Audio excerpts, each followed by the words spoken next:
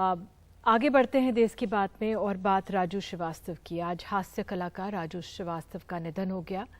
उनका अंतिम संस्कार कल किया जाएगा। पिछले 42 दिन से एम्स के अस्पताल में वो भर्ती थे। राजू श्रीवास्तव को जिम करते समय दिल का दौरा पड़ा था। राजू श्रीवास्तव का असली नाम सत्यप्रकाश श्रीवास्तव है और उनका जन्म 25 दिसंबर 1963 को कानपुर के नया पुरवा में हुआ था।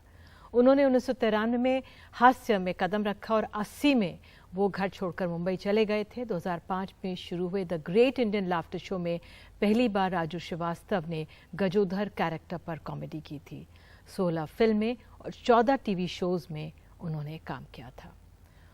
और उन्हीं को श्रद्धांजलि देते हुए, उनको याद करते हुए हमारे साथ मशहूर हास्य कवि सुरेंद्र शर्मा मौजूद हैं।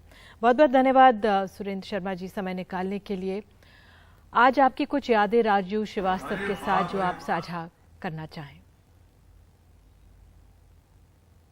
राजू श्रीवास्तव से मेरा तब का परिचय है जब उसने इस क्षेत्र में आया था, और मेरी सबसे बड़ी बात यह है, जिस व्यवहार से एक नया कलाकार आता है, जब वो ऊंचाइयां छू लेता है तो उसके व्यवहार में फर्क आ जाता है। उसकी प्रसिद्धि उसके लिए एक घमंड का विषय हो जाता है। लेकिन राजू श्रीवास्तव मुझे जब भी मिला, वो उसी व्यवहार से मिला। मैं उम्र में काफी बड़ा था, जब भी मिला उसने मेरे पैर छुए। अभी कुछ महीने पहले लखनऊ में हम दोनों एक पारिवारिक फंक्शन में थे, कई घंटे उसके साथ रहे और हमने देखी कि एक आदमी उम्र प्राप्त करके जाता है तो उसकी मुक्ति होती है, लेकिन उसकी तो बहुत उम्र बाकी थी। वो तो एक दर्दनाक मौत ही मैं उसे कहूँगा। और मेरे लिए दिक्कत यह थी कि हम लोगों को, उन लोगों को कंधा देना पड़े जिनके कंधे पर हमको जाना। एक बड़ी दर्दनाक बात होती है कि हम बुजुर्ग लोग के सामने हमसे बहुत कम उम्र के लोग चले गए। हास्य और उपहास के अंतर को राजू श्रीवास्तव जानते थे। आज मैं देखता हूँ अधिकांश जो हमारे हास्य रस के, चाहे कॉमेडियन कह लो या कवि कह लो, वो उपहास करते हैं, हास्य नहीं करते। हास्य का विद्रूप रूप है। हास्य उसे कहते हैं जिसके ऊपर कहा जाए वो भी उसका आनंद ले।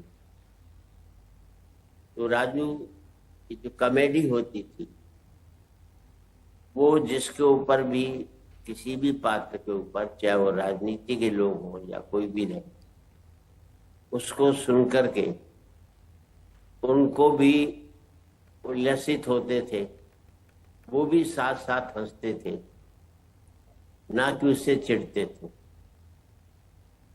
मैं उसके परिवार के सदस्यों के प्रति अपनी संवेदनाएं देता हूँ। और जो डॉक्टर एम्स में उनका इलाज कर रहे थे, उनसे मेरे व्यक्तिगत संबंध थे। मैं हर दूसरे दिन उनसे पूछ लेता था कि उसकी तबीयत कैसी। तो उन्होंने यही कहा कि ये जो आजकल हम लोग जिम चले जाते हैं, तो हमें जिम में उतनी एक्सरसाइज करनी चाहिए जो हमारा शरीर अनुमति देता हो। राजू के पहले स्टंट भी डर चुके थे। उसमें हर कलाकार को, हर व्यक्ति को ये ध्यान देना चाहिए कि वो एक्सरसाइज जिम के अंदर उनके लिए घातक है कि उन्हें फायदा पहुंचाए।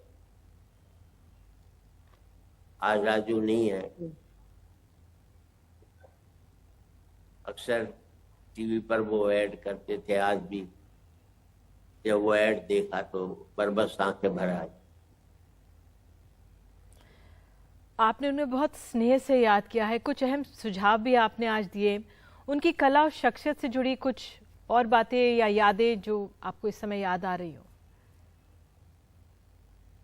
मेरे ख्याल से कलाकार होना इतनी बड़ी बात नहीं है जितना इंसान बने रहना बड़ी।